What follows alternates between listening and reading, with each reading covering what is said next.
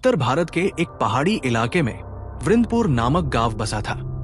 शांत और हरियाली से घिरा ये गांव बाहर से सुंदर दिखता था, लेकिन इसके अंदर एक ऐसा रहस्य दबा था जो सदियों से लोगों की जान लेता आया था। गांव के किनारे स्थित था प्राचीन शिव मंदिर, जिसे अब कोई मुर्दों का मंदिर कहता था। बुजुर्ग कहते, जहां मुर्दे बोलते हैं और अमावस्या की रात आत्माएं तांडव करती हैं। कोई वहां नहीं जाता, क्योंकि वहां से कोई लौट कर नहीं आता। दिल्ली का एक साहसी रिपोर्टर राजीव खन्ना, जो रहस्यमय घटनाओं पर शो बनाता था, इस मंदिर के बारे में जानकर उत्साहित हो गया।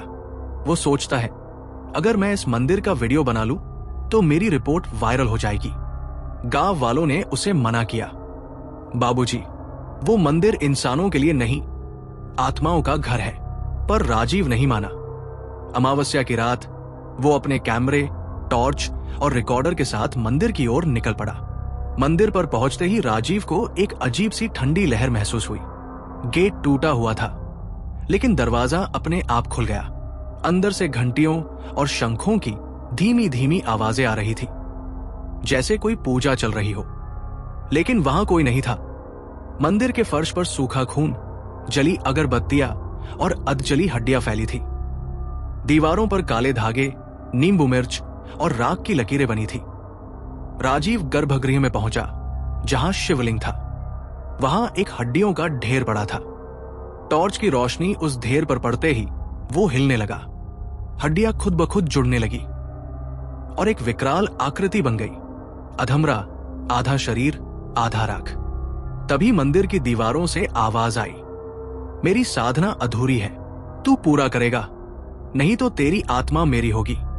तांत्रिक आत्मा प्रकट हुई। उसकी आंखें जल रही थी और शरीर आधा भस्म था।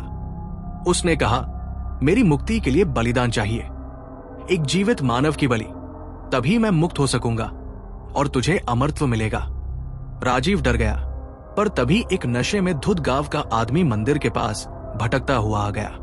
राजीव को दो विकल्प मिले, बलिदान दे और बचे, या खुद मर जाए। राजीव, जो कभी लोगों के लिए सच्चाई लाता था, आज अपने बचाव में एक हत्या करता है। वो आदमी तांत्रिक को बलि चढ़ाया जाता है। तांत्रिक हंसता है, धन्यवाद, अब तू मेरा स्थान लेगा। राजीव की आंखें चौड़ी हो जाती है। क्या? पर मैंने तो तुझे मुक्त किया।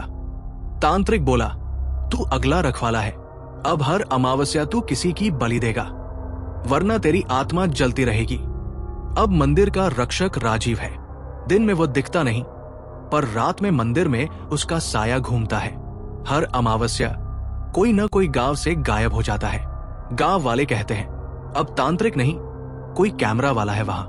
पर उसकी आंखें अब इंसान जैसी नहीं, भूत जैसी लगती है। राजीव अब अधमरा सा दिखता है। उसकी त्वचा राख जैसी हो गई है। हर बलिदान के बाद उसकी आत्मा तड़पती है, लेकिन वो रुक नहीं सकता, क्योंकि रुकते ही वो खुद मर जाएगा। एक दिन कैमरे की पुरानी रिकॉर्डिंग किसी पत्रकार को मिलती है, जिसमें राजीव खुद कहता है, मैंने गलती की। जो इस रिकॉर्डिंग को देखे, मंदिर मत जाना, वो खुद तुम्हें बुलाएगा। मुंबई का एक यूट्यूबर विक्रम राजीव की रिकॉर्डिंग देखकर चौंकता है। वो तय करता है कि वो इस रहस्य को खत्म करेगा। अगली अमावस्या पर वो भी वृंदपुर आता है, लेकिन जैसे ही वो मंदिर के पास पहुंचता है, दरवाजा अपने आप खुल जाता है। विक्रम के कैमरे में दिखता है, शिवलिंग के पास कोई खड़ा है, जले हुए चेहरे वाला आदमी, और पास ही लिखा है, स्वागत है, अब तू अगला है। अब विक्रम भी लापता है। मंदिर में अब दो साए घूमते हैं। गांव वाले कहते हैं, अब वहां एक नहीं, दो आत्माएं हैं जो बलि मांगती है और हर बार एक नया शिकार बुलाती है। मंदिर के दरवाजे पर अब लिखा है, मंदिर की मुर्दा रात, हर बार नया चेहरा, पर अंत वही, मौत।